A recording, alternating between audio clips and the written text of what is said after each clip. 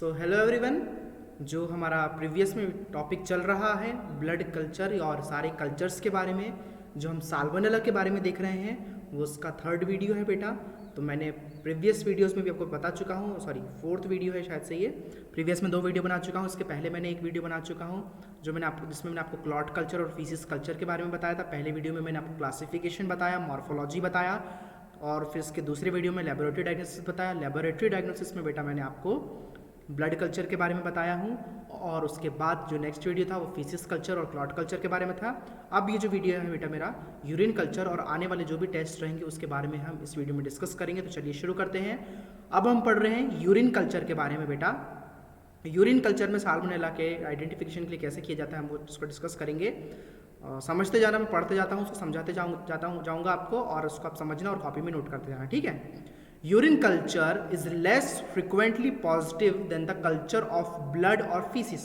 जो urine culture होता है बेटा इज लेस फ्रिक्वेंटली पॉजिटिव, यानी कि बहुत कम तरीके से ये पॉजिटिव होता है then the culture of blood और फीसिस, यानी कि फीसिस कल्चर और यूरिन और ब्लड कल्चर की अपेक्षा में या उसके कंपैरिजन में जो यूरिन कल्चर है वो लेस इफेक्टिव है, और लेस यानी कम तरीके से रिजल्ट बहुत कम उसके पॉजिटिव निकल के आते हैं, यानी कि एक क्लियरिटी नहीं है उसके डायग्नोसिस में। यूरिन कल्चर से हम अच्छे से डायग्नोसिस उसके थ्रू नहीं हो पाता है, तो लेस फ्रिक्वेंटली पॉजिटिव आते हैं यूरिन कल्चर में अगर आइडेंटिफिकेशन करा जाए तो ब्लड कल्चर और फीसिस कल्चर के कंपैरिजन में अगर देखा जाए तो, ठीक है।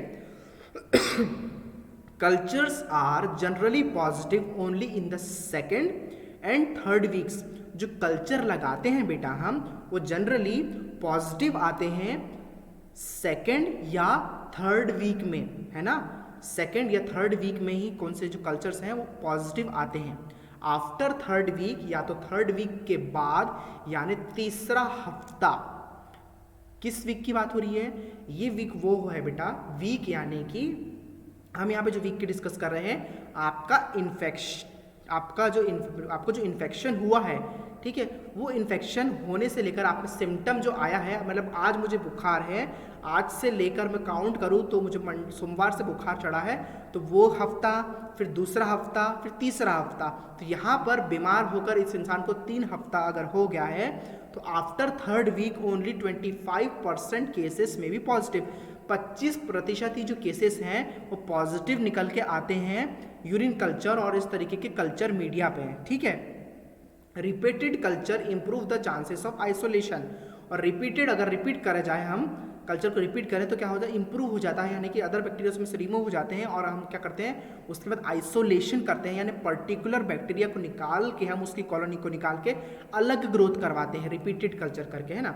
Urine samples are centrifuged and the deposit is inoculated into enrichment and selective media, ठीक है। जो यूरिन सैंपल्स है उसको सेंट्रीफ्यूज करेंगे, और जो उसका जो डिपॉजिट सेंट्रीफ्यूज करेंगे, मशीन में घुमाएंगे, और मशीन में घुमाने के बाद जब वो सेंट्रीफ्यूज होता है तो जो उसका जो डिपॉजिट है नीचे जो जमा है टेस्ट ट्यूब में, उस चीज़ को हम इनॉक्यूलेट करेंगे कल्चर मीडिया पे, और कल्चर में कौन सा रहेगा आपका इनरिचमेंट मीडिया, और सिलेक्टिव मीडिया पे बेटा हम इसको इनॉक्यूलेशन करेंगे, ठीक है। और इस तरीके से हम क्या लगाएंगे, कल्चर लगाएंगे। तो यूरिन कल्चर क्या है, लेस फ्रिक्वेंटली पॉजिटिव आता है, बहुत कम तौर पे ये पॉजिटिव निकल के आते हैं अगर इसको हम ब्लड या फीसिस कल्चर से कंपैरिजन किया जाए। और क्या होता है इसमें, थर्ड वीक और सेकंड और थर्ड वीक में ही अधिकतर ये पॉजिटिव आते हैं, तब तक तो बहुत देर हो जाती है ना, बहुत देर दिनों से बीमार, महीना भर तो हम किसी को बीमार नहीं रख सकते, उतने समय तो फिर इसका ट्रीटमेंट चालू हो जाता है ना। पहले ही 3 से 4 दिन आपको बुखार आया था और डॉक्टर के पास चले जाते हैं, डॉक्टर चेकअप के लिए देता है, और वो सारा टेस्ट ट्यूब मेथड और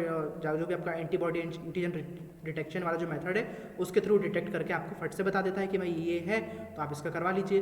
तो इस तरीके से जो मोस्टली जो केसेस है बेटा वो किस हफ्ते में कौन सा टेस्ट पॉजिटिव आता है साल्मोनेला यानी टाइफाइड का टेस्ट लगाने के लिए, उस चीज़ में हमको हेल्पफुल रहता है ये, कि अगर ये हमको पहला ही हफ्ता है अगर बीमार है और डिटेक्ट नहीं, क्योंकि विडाल टेस्ट अगर करें तो उसको बहुत इंक्यूबेशन पीरियड ज़्यादा लगता है उसको, है ना, साल्मोनेला को डिटेक्ट करने के लिए। तो सेकंड वीक में बहुत अच्छे से पॉजिटिव आता है, थर्ड वीक में अच्छे से पॉजिटिव आता है, पर फर्स्ट वीक में तो आता नहीं है। अब फर्स्ट वीक में करना है तो कैसे करेंगे, हम ब्लड कल्चर लगाएंगे। तो इस तरीके के टेस्ट लगाए जाते हैं कि हमको जल्दी से जल्दी हम क्या कर पाए, बीमारी का डायग्नोसिस कर पाए। आई होप आपको यूरिन कल्चर समझ में आया होगा। अदर स्पेसिमेंस और फॉर कल्चर, अदर स्पेसिमेन क्या है कल्चर के लिए वो देखेंगे हम। Bone marrow culture is valuable as it is positive even when blood cultures are negative. यानी कि अदर जो स्पेसिमेंस, यानी कि क्या क्या चीज़ हम यूज़ कर रहे हैं, मतलब कौन सा स्पेसिमेन यूज़ कर रहे हैं। स्पेसिमेन के से मतलब कि आप पेशेंट में से या जो भी पर्टिकुलर पर्सन है उसका जांच करने के लिए आप उसमें से क्या चीज़ निकाल रहे हो और उसको टेस्ट कर रहे हो कोई भी चीज़ को चेक करने के लिए, ठीक है। तो जैसे कि हम ब्लड निकालते हैं और बहुत 17 प्रकार के रहते हैं स्पेसिमेन, तो जो आपको चाहिए आप वो निकालते हो, है ना। तो यहाँ पर हमने ब्लड निकाला था, हमने यूरिन निकाला था, हमने फीसिस निकाला था, ये सारी चीज़ें हमने निकाली थी इसके क्या करने के लिए, इन्वेस्टिगेशंस करने के लिए। पर यहाँ पे और भी तरीके के स्पेसिमेन इन्वॉल्वमेंट है जो हम किसी भी बीमारी को जांच करने के लिए यूज़ कर सकते हैं, जो कि क्या है उसमें से एक बोन मैरो कल्चर, यानी कि बोन मैरो या बोन के अंदर जो बोन मैरो होती है उस बोन मैरो का भी हम यूज़ जो बहुत वैल्यूबल रहता है। कब वैल्यूबल रहता है, जब valuable as it is positive even when blood cultures are negative. ये पॉजिटिव देता है कब, जब ब्लड कल्चर भी नेगेटिव देने लग जाए। ब्लड कल्चर तो नेगेटिव नहीं देता है, फर्स्ट वीक में तो कितना पॉजिटिव निकल के आता है, मैंने आपको पढ़ाया हूँ और आपको पता होना चाहिए, है ना। ब्लड कल्चर तो पॉजिटिव निकल के आता है, पर अगर ब्लड कल्चर भी पॉजिटिव नहीं दे पा रहा है तो आपका बोन मैरो जो है सैंपल है उसके थ्रू जब आप इन्वेस्टिगेशन परफॉर्म करोगे तो क्या होगा, बहुत अच्छे से टेस्ट के रिजल्ट्स आएंगे। पर क्योंकि बोन मैरो एस्पिरेशन बहुत ईजी काम है नहीं, बहुत डिफिकल्ट काम हो जाता है और थोड़ा सा कि पेनफुल है ये काम पेशेंट के लिए, तो इसलिए यूजुअली बहुत रेयर केसेस में और बहुत ज़्यादा जैसे कि गंभीरता बढ़ गई है बीमारी की और डायग्नोसिस बहुत इम्पॉसिबल हो रहा है ब्लड से और अदर स्पेसिमेन से, तो हम CSF एग्जामिनेशन और बोन मैरो एग्जामिनेशन तब फिर उस केसेस में हम करते हैं, ठीक है। Culture of bile is usually positive and may be useful in detection of chronic carriers. जो कल्चर करते हैं हम बाइल से, कल्चर ऑफ बाइल, बाइल के द्वारा जो कल्चर होता है इज यूजुअली पॉजिटिव, वो क्या होता है, वो यूजुअली पॉजिटिव होता है and may be useful in detection of chronic carriers. और क्रॉनिक कैरियर्स यानी कि लंबे समय तक अगर कोई बीमार है, वैसे जो लोग हैं जो कैरी करके आ रहे हैं बीमारी को, ऐसे समय में जो बाइल कल्चर करते हैं हम, बहुत यूजफुल होता है। मैंने आपको इसके पहले भी बताया हूँ बाइल कल्चर के बारे में जब मैंने आपको क्लॉट कल्चर पढ़ाया था, ठीक है। Other materials which may be used for culture are rose spot discharge. कुछ अदर मटेरियल्स है जब हम कल्चर करने के लिए करते हैं, स्पेसिमेन नहीं बोल रहा बेटा, स्पेसिमेन तो मैंने आपको बता दिया हूँ, बोन मैरो, ठीक है। मैं आपको अब कल्चर के मटेरियल बता रहा हूँ। तो कौन सा है कल्चर के लिए मटेरियल यूज़ करते हैं जो बहुत यूज़फुल होता है, रोज स्पॉट डिस्चार्ज करके एक मटेरियल होता है, पस फ्रॉम सपोरेटिव लीजन्स, पस निकालते हैं हम सपोरेटिव लीजन से, यानी जो घाव बन जाते हैं, छाले बन जाते हैं, वहाँ से पस निकालते हैं। CSF निकालते हैं, CSF एग्जामिनेशन करते हैं एंड स्पूटम एग्जामिनेशन करते हैं। इन सारी चीज़ों का हम इस्तेमाल करते हैं कल्चर लगाने के लिए, ठीक है। कल्चर्स में be done from all gall bladder, liver, spleen and mesenteric lymph nodes. इन सारी चीज़ों से भी क्या कर सकते हैं हम, इतने सारी क्या है, पूरे स्पेसिमेन से बेटा, सारे हम अभी स्पेसिमेंस के बारे में डिस्कस कर रहे हैं, तो इतने सारे स्पेसिमेन हम यूज़ कर सकते हैं कल्चर लगाने के लिए या तो बैक्टीरिया के आइडेंटिफिकेशन के लिए, ठीक है। समझ में आई बात। Colony morphology and staining on MacConkey agar और DCA Salmonella grow as pale yellow non lactose fermenting NLF colonies. जो कॉलोनी ग्रोथ होती है यानी बैक्टीरिया पे जो ग्रोथ होती है बेटा, सॉरी कल्चर पे जो ग्रोथ होती है बैक्टीरिया की, उसको बोलते हैं कॉलोनी। कॉलोनी बनना, बैक्टीरिया का कॉलोनी फॉर्मेशन करना। तो जब वो कॉलोनी बनाता है ना, कॉलोनी मतलब नहीं कि आपके मोहल्ले की कॉलोनी, कॉलोनी यानी कि dot dot dot dot dot, आपको मैंने बताया भी है ना। ये देखो मैं आपको बता रहा हूँ, अभी इमेज में देखना तब समझ में आएगा। ये देखो, ये दिख रहा फीसिस कल्चर, ये नीचे जो सबसे थर्ड वाली इमेज है जो नीचे दिख रही है आपको, उसमें देखो दिख रहे हैं ये डॉट डॉट डॉट डॉट दिख रहे हैं कल्चर प्लेट्स पे। इस तरीके की बेटा बैक्टीरिया कॉलोनी बनाता है, और एक कॉलोनी यानी एक बैक्टीरिया। कॉलोनी का मतलब ये नहीं है मोहल्ला, हिंदी में उसको मत मीनिंग निकाल लेना कि यार ये मोहल्ला यानी कि कॉलोनी का मतलब मोहल्ला होता है, और यहाँ तो मतलब बहुत सारे बैक्टीरिया होंगे। एक कॉलोनी यानी कि एक बैक्टीरिया, एक डॉट यानी कि एक बैक्टीरिया, इस तरीके की बैक्टीरिया कॉलोनी बनाता है, ठीक है। समझ में आई बात।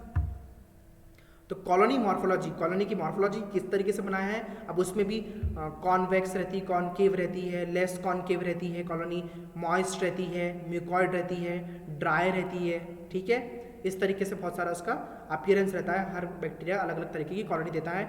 एंड स्टेनिंग ऑन मैकोंकी आकार और DCA वगैरह और मैकोंकी आकार में हम करते हैं। साल्मोनेला ग्रो पेल येलो, जो साल्मोनेला होता है बेटा पेल येलो ग्रो होता है। क्यों पेल येलो ग्रो होता है, पेल येलो हल्का सा पीला कलर का, क्यों हल्का पीला कलर का ग्रोथ होता है? वो इसलिए होता है क्योंकि ये नॉन लैक्टोज फर्मेंटिंग होता है, NLF कॉलोनी रहती है इसकी मैकोंकी का आकार में, ये मैं आपको डिस्कस कर चुका हूँ इस बारे में, है ना। Gram staining from this colonies show gram negative bacilli, और उन कॉलोनी की अगर हम ग्राम स्टेनिंग करेंगे तो ये ग्राम नेगेटिव बेसिलाई दिखाएंगे। And on hanging drop preparation this are motile bacilli, और हैंगिंग ड्रॉप जो प्रिपरेशन है तो उस पोजीशन में ये जो बेसिलाई है वो मोटाइल यानी कि मूवमेंट करते हैं, ठीक है, दिखते हैं। Biochemical reactions, salmonella are catalase positive. Salmonella क्या होता है? कैटलिस्ट पॉजिटिव होता है, ऑक्सीडेज नेगेटिव होता है, नाइट्रेट रिडक्शन टेस्ट इसका पॉजिटिव रहता है, और क्या करता है? फर्मेंट करता है, ग्लूकोज का फर्मेंटेशन बहुत अच्छे से करता है। मैनिटॉल बट नॉट लैक्टोज और सुक्रोज, मैनिटॉल और किसको करता है? फर्मेंटेशन किसका करता है? ग्लूकोज का और मैनिटॉल का अच्छे से करता है, पर लैक्टोज और सुक्रोज का फर्मेंटेशन ये नहीं करता है। एस टाइफी जो स्पीसीज है वो फर्मेंट करती है ग्लूकोज को और मैनिटॉल को with production of acid. Acid के प्रोडक्शन से क्या करते हैं? ग्लूकोज का फर्मेंटेशन करते हैं, but acid only, but paratyphoid bacilli S paratyphi A B and C form acid and gas, और जो एस पैराटाइफी होता है बेटा वो एसिड और गैस दोनों का प्रोडक्शन करता है फर्मेंटेशन के लिए। तो आई होप आपको ये समझ में आ गया होगा। स्पेसिफिक कल्चर ये बहुत ज़्यादा कठिन तो नहीं है ये समझने के लिए, है ना, आपको समझ में आ जाना चाहिए इतनी चीज़ें। तो चलो आगे बढ़ते हैं हम। स्लाइड अग्लूटिनेशन टेस्ट देख लेते हैं अब हम, है ना, क्योंकि टॉपिक भी हमको कवर करना है ना। अब हम साल्मोनेला के लिए लगा रहे हैं बेटा स्लाइड अग्लूटिनेशन टेस्ट की। स्लाइड पे हम कैसे करेंगे इसका आइडेंटिफिकेशन। तो स्लाइड अग्लूटिनेशन टेस्ट में क्या क्या चीज़ें यूज होती हैं? Test a loop full of growth from nutrient agar slope is emulsified into 2 drops of saline on a microscopic slide। क्या करते हैं? लूप फुल ग्रोथ, यानी कि जो निक्रोम लूप है या जो भी प्लेटिनियम लूप है, जो भी आपके पास XYZ लूप मौजूद है, उस लूप से क्या करोगे? पूरा लूप में आप क्या करोगे? कॉलोनी को लोगे, है ना, for growth. Test a loop full of the growth form a nutrient agar slope is emulsified into 2 drops of saline and microscope. जैसे कि न्यूट्रिएंट अगार यानी कि आपने जिस भी अगार में बेटा ग्रोथ कराया हो बैक्टीरिया की, उस अगार में से कोई भी कल्चर मीडिया पे कराया हो, उस कल्चर मीडिया से आप कॉलोनी उठाइए अच्छी लूप में, है ना, उसको सलाइन में, नॉर्मल सलाइन है ना, नॉर्मल सलाइन में आप उसको एक चीज़ में लेके, एक या तो आप एक छोटे से डिश में लेकर या तो स्लाइड में लेकर उसको नॉर्मल सलाइन में इमल्सिफाइड करो, कॉलोनी को लो और उसको ऐसा घोल लो। नॉर्मल सलाइन में, हाथ में नहीं बोल रहा हूँ, किसी चीज़ में उसको घोल लो और उसके बाद उसको माइक्रोस्कोप में उसका एक स्मीयर बनाओ। स्मीयर बनाने के बाद क्या करना है मैं बता रहा हूँ। One emulsion acts as a control and other as a test. एक इमल्शन को आप कंट्रोल के जैसे एक्ट रखो और एक को टेस्ट के। Control is to show the strain is not auto agglutinate और agglutination is first carried out with the polyvalent O and the polyvalent H antisera. Positive agglutination indicates that the isolate belongs to genus Salmonella। ठीक है, बात आ रही, समझ में आई मेरी? Slide लिया आपने, ठीक है, स्लाइड लिया, एक स्लाइड लो, स्लाइड लेने के बाद एक जगह पे आप लगाओ, 2 ड्रॉप डालो सलाइन की, एक इधर स्लाइड पे, है ना। कॉलोनी लिया आपने, कोई भी अगार से आप या न्यूट्रिएंट अगार से एनरिचमेंट मीडिया से आपने कॉलोनी उठाया लूप में, एक इमल्सिफाई किया, एक ड्रॉप को अलग घोला और एक ड्रॉप जो आपकी स्लाइड पे थी। जैसे ब्लड ग्रुप कैसे लगाते हैं? ब्लड ग्रुप देखा कभी लगाते हुए कि स्लाइड लेते हैं, स्लाइड में ब्लड डालते हैं, ब्लड के ऊपर एंटीजन डालते हैं, एंटीजन को फिर मिक्स करते हैं, फिर वो अग्लूटिनेशन फॉर्म करता है, क्लम्पिंग फॉर्म करता है। उसी तरीके से आपको क्या करना है? नॉर्मल सलाइन डालना है। नॉर्मल सलाइन डालने के बाद 2 जगह पे अलग अलग जगह में नॉर्मल सलाइन डालना है। उसके बाद कॉलोनी लेके उसको मिक्स करना है, एक ड्रॉप में अलग मिक्स करना है और एक ड्रॉप में अलग मिक्स करना है ना। उसके बाद क्या करना है बता रहा हूँ आपको। एक ड्रॉप है, एक ड्रॉप को आप वैसे ही छोड़ दो, उसमें आपको कोई भी एंटीजन एंटीसीरा नहीं मिलाना है। वो कंट्रोल के जैसे एक्ट करेगा कि क्या कर बताएगा control? Control is to show that the strain is not auto agglutinate. Control ये बताता है कि जो स्ट्रेन है इसकी अपने आप ऑटो अग्लूटिनेट नहीं होती है। ऑटो यानी कि अपने आप ये अग्लूटिनेशन या क्लम्पिंग फॉर्मेशन नहीं कर रहा है, तो एक में आपको एंटीजन एंटीसीरा नहीं मिलाना है और दूसरे में मिलाना है। अगर उसमें मिलाया और क्लम्पिंग आ गई यानी कि वो पॉजिटिव है टेस्ट, और क्लम्पिंग नहीं आई, टाइट्रेशन नहीं आया, यानी कि वो टेस्ट पॉजिटिव नहीं है। एक जो बनाया था आपने ये देखने के लिए लगाया था कि दोनों इसमें क्लम्पिंग आ रही है, मतलब क्लम्पिंग इसमें अपने आप नहीं आती है, एंटीसीरा मिलाने के बाद ही क्लम्पिंग आती है। तो एक था आपके आइडेंटिफिकेशन के लिए, दूसरा था आपका टेस्ट परफॉर्म करने के लिए थी, ठीक है। एक था कंट्रोल और दूसरा था आपका टेस्ट। समझ में आई बात मेरी? Agglutination is first carried out on the polyvalent O and the polyvalent H antisera. क्या O और H एंटीसीरा से लगाते हैं हम, ठीक है, OH OH इस तरीके के एंटीसीरा आते हैं, पर हमारे यहाँ इंडिया में खासकर O और H जो टाइप है इसका स्ट्रेप्टोलाइसिन का क्या होता है, ज़्यादा चलन में है हमारा, ठीक है, ज़्यादा चलन में O और H ज़्यादा चलता है। तो O और H का हम डालेंगे, एंटीसीरा डालेंगे और उसके बाद फिर क्या करेंगे, इसका आइडेंटिफिकेशन करेंगे।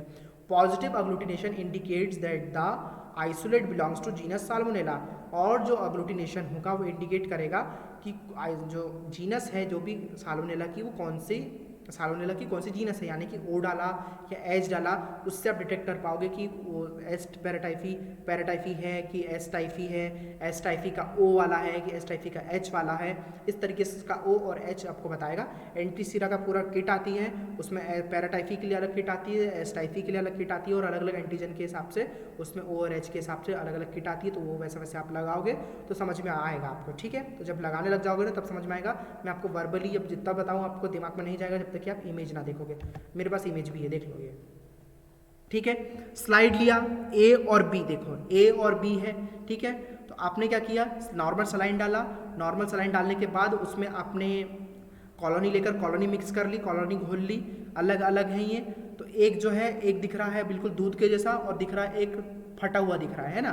तो ये जो आपका दूध के जैसा दिख रहा है सफ़ेद पूरा बिना फटा हुआ, जो B वाला पार्ट है वो कंट्रोल के जैसे एक्ट करेगा। उसमें आपको एंटीसीरा नहीं मिलाना है, सीरम नहीं मिलाना है, ठीक है, कोई भी आपको उसमें रिएजेंट नहीं मिलाना है। वो कंट्रोल के जैसे एक्ट करेगा, ये बताने के लिए कि भाई जब हम इसमें कुछ एंटीसीरा मिलाते हैं या केमिकल मिलाते हैं तभी ये अग्लूटिनेशन फॉर्म करता है, अपने आप अग्लूटिनेशन फॉर्म नहीं करता है। तो ये था आपके कंट्रोल के लिए।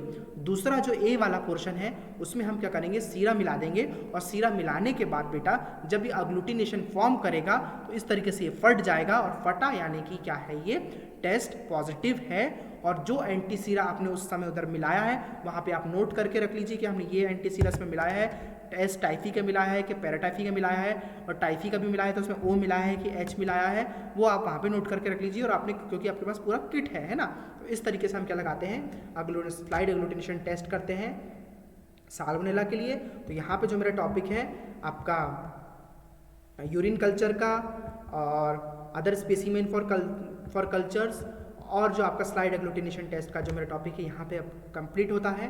कोई भी क्वेश्चन और क्वेरीज हो, आपको नहीं समझ में आया है तो आप मुझे कांटेक्ट कर सकते हैं।